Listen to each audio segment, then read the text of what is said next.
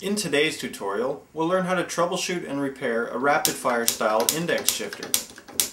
For this job, you'll need a Phillips screwdriver, a 4 or 5 mm Allen key, some light oil, spray grease, and some penetrating fluid like liquid wrench or WD-40.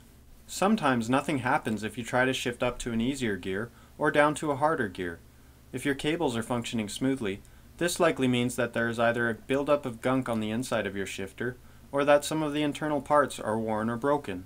If it's just gummed up, sometimes you can get it working again by squirting some light oil inside, and then running through the gears several times to make sure the oil fully penetrates the internal parts. If not, you'll have to remove the outer casing and take a look inside. Keep in mind that there are many different styles of these shifters, but the concept is generally the same. You don't want to remove all of the screws on the shifter, as there are many small springs and moving parts that are difficult to put back together. Try and see which screw looks like it removes only the dust cover. With the cover removed, you should see a ratcheting mechanism that includes a gear and a spring-loaded pawl. If you run through the gears while looking inside, you'll see that every time you shift up to an easier gear, the pawl pushes against the gear until it clicks into the next position.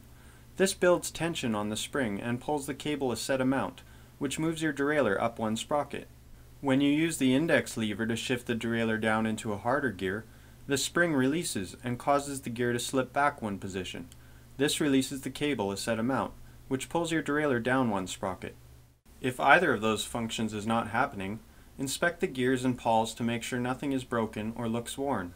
If they are, you usually have to replace the shifter. If everything looks fine but the shifter still doesn't work, you can give it a bit of an overhaul to clean and relubricate the inner mechanism. You'll have to remove the shift cable first. It'll usually slide out of the shifter when it's in the highest gear, 7, 8, or 9.